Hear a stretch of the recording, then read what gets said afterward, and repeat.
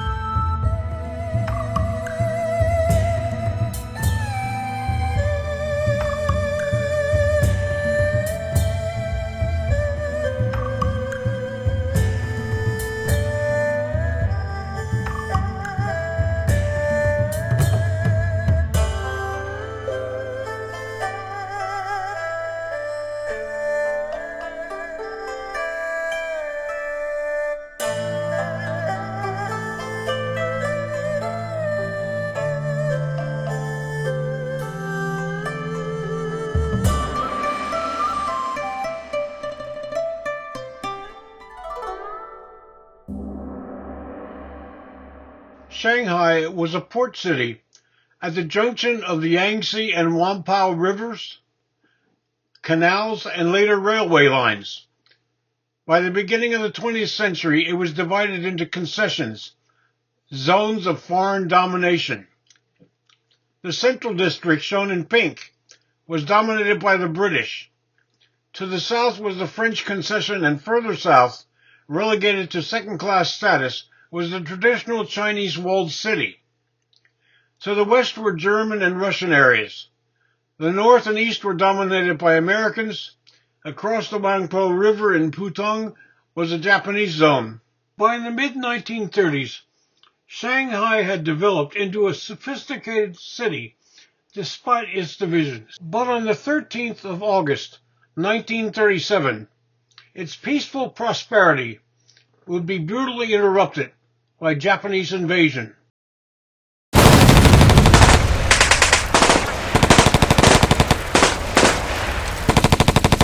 The Battle of Shanghai raged on for 3.5 months. At least 250,000 died, as house-to-house fighting badly damaged much of the city. Finally, on the 26th of November, 1937, the Japanese, with their superior weaponry and organization, triumphed. Having captured Shanghai, Japanese forces advanced up the Yangtze and west to capture Suzhou. They then converged on the Chinese capital Nanjing, then known to foreigners as Nanking. Nanjing is a very old city. It is the capital of Jiangsu province, which included Shanghai until 1927. Sun Yat-sen chose it as the Republic of China's capital because of its historical significance, its central location, and its distance from the hated imperial capital of Beijing. Like London and Paris, it had outgrown its city walls several times. It had been a capital before, under China's Ming Dynasty, between 1368 and 1644. Inside of the city walls, which date from the 1360s, is the palace complex, and all of the ministries, bureaus, tax offices, and barracks necessary to run a government.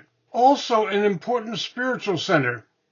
It included many shrines to Chinese traditional religion, a Confucian temple school, a Taoist shrine, Buddhist temples, and even a Muslim mosque. By the 1930s, it would outgrow its Ming walls, particularly to the northwest and south. The city was an unusual mix of old and new. Its city walls were intact, as were the remains of the Ming Palace. On high ground to the east of the city were the tombs of the Ming emperors. Further east is the mausoleum of Sun Yat-sen, one of the most visited sites in China. The city was already a noted river port with many canals. However, to this were added railways, schools, hospitals, and the early 20th century's latest telecommunications. The prestigious Nanjing University spread north of the city center. On the 9th of December, 1937, the Japanese reached the walls of Nanjing. Unlike the protracted struggle for Shanghai, the nationalist capital would fall within 5 days. Following the city's capture, on the 13th of December, the Japanese would go on a spree of murder, rape, torture, and looting. It would last for 6 long weeks. It would become known as the Rape of Nanking.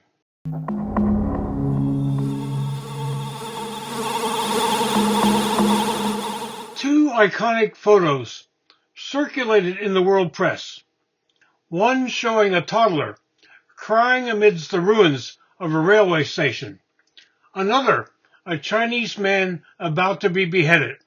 As perpetrators almost always try to cover evidence of their crimes, it was difficult to determine exactly how many people suffered. Fortunately, a number of foreign observers were able to keep records. Still, determining the number of victims was difficult. Probably between 200,000 and 300,000 people died, among which were 30,000 Chinese prisoners of war who were illegally executed. Another 20,000 Chinese males were accused of being part of the armed forces and also executed. Over 20,000 women and children would be raped. It is almost certain that 80% of Nanjing's population either were murdered or fled the city. An unusual hero emerged from the chaos. Bald and bespectacled, John Rabba was the director of Chinese operations for the German firm Siemens, reaching out to British, American, French, and fellow German diplomats and businessmen. He encouraged the Japanese to establish the Nanjing Safety Zone, shown on this Chinese map in orange, a refuge for Chinese civilians. It included the American and Japanese embassies and Nanjing University. Under the auspices of the International Red Cross, Rabba would form the International Committee for the Nanjing Safety Zone. He would keep meticulous diaries. However, he went far beyond this to advocate for the Chinese people. John Rabba's diaries would later be translated into English and published as The Good Man of Nanking. In 2011, a feature film would be made of his life, also called John Rabba, The Good Man of Nanking. Gaining critical acclaim in Europe, it was never particularly popular in America, possibly because of its cast, which was primarily German and Chinese, although American actor Steve Buscemi played the U.S. ambassador. The film accurately depicts how Rabba was able to save 200,000 Chinese lives. Today, John Rabba's residence is part of Nanjing University, where it serves as a small museum and archive of the era. He is honored in China as a great humanitarian. As the current leader of China, Xi Jinping, has noted, the Chinese people commemorate Rabba because he had a great love for life as well as a pursuit of peace. However, he has not fit in well to the Western world. He returned from China as war was breaking out in Europe. His humanitarian sensibilities did not fit in well with Hitler's Germany. However, he would also not fit in well after the war, because all along he had been a member of the Nazi Party. This complex humanitarian man would often be denigrated as the good Nazi. A short walk from John Rabba's house is that of another foreigner who had gained a great reputation for work in China. Having grown up in China as the daughter of missionaries, American author Pearl Buck would become famous. A Pennsylvania German like myself, she would live in Nanjing between 1919 and 1934. Her house, like Rabba's, would also be taken over by Nanjing University. It was there that she wrote her most famous work. She left China before the Japanese invasion. In 1938, she would receive the Nobel Literature Prize for her book, The Good Earth, a poignant description of Chinese rural life. Following the war and the communist takeover of China, she attempted to re-enter the country many times, but was refused. War broke out across the world. Italy, Germany, and Japan formed the Axis. Joined by others, they were able to gain much territory in the 1930s, 1940, and 1941. An unusual alliance developed against them. The British Empire, Soviet Union, United States, Chinese nationalist and communist forces, and the Free French. Key battles in 1942 turned the tide. Throughout 1943, 1944, and 1945, the Axis was driven back until first Italy, then Germany, and then finally Japan surrendered. No look at Nanjing would be complete without mentioning Iris Chang. A Chinese-American historian, she would write The Rape of Nanking, by far the best work on the subject. In a New York Times review, she would describe John Raba as being the Oskar Schindler of China. She is honored with a statue near the front door of the Memorial Hall commemorating the atrocities in Nanjing. Unable to bear the burdens of what she had come to know, she committed suicide on the 9th of November, 2004. She has become the ultimate example of how a scholar can be traumatized by their own work. After the fall of Nanjing, Chongqing became the nationalist capital. Chiang and Mao put aside their differences in order to fight their common enemy, the Japanese. With the end of the war, the Western powers demobilized, but meanwhile, with Soviet help, the communists gained the upper hand. The nationalists fled to Taiwan, where they would continue as the Republic of China, as opposed to the Communist People's Republic of China. The nationalists would claim all of the territories shown colored on this map, while the communists recognized the areas in yellow and purple as part of the Soviet Union and an independent Mongolia. Numerous areas along China's fringes would be recognized by both communists and nationalists as part of China. They included places administered by Afghanistan, Pakistan, India, Bhutan, Burma, Japan, and Russia. These claims, along with territories in the South China Sea, make China look very aggressive. However, these are all areas that had historically been very much a part of China for many centuries. Chiang Kai-shek would die on the 5th of April, 1975. He was succeeded by his son, Chiang Ching-kuo, who died on the 13th of January, 1988. Following his death, Taiwan quickly became an electoral democracy with a vibrant economy and innovative technology sector. Its leadership is divided between those who want to see Taiwan independent and others who want to continue the fading dream of dominating all of what is claimed to be China. Most of China would fall to Mao and the communists. It would be a closed society behind the bamboo curtain, the Cold War equivalent of Europe's Iron Curtain. Then in 1972, U.S. President Richard Nixon broke the ice and visited Mao in China. Someone who wanted to join Nixon's entourage was a now elderly Pearl Buck. But again, the Chinese refused her entry. She would die the next year.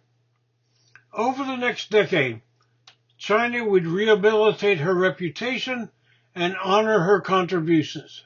Mao would die on the 9th of September, 1976. He would be succeeded by leaders with varying ideas of reform.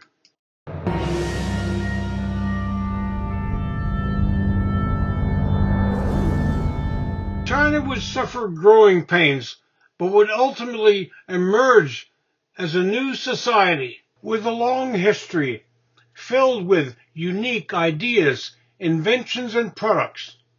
Today, China is neither capitalist nor communist, but an innovative blend of both. The second most populous city in the world, Shanghai, is known for its innovative architecture, as shown by its skyline. It continues to be China's most important center of trade and finance. Nanjing has doubled in size and now has 9 million inhabitants.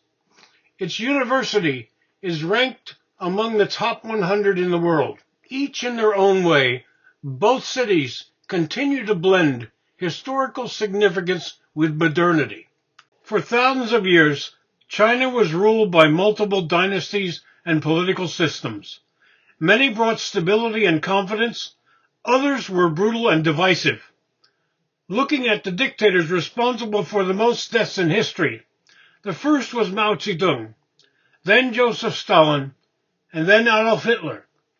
However, few people realize that the fourth most murderous was Chiang Kai-shek. The 20th century was particularly horrific for China.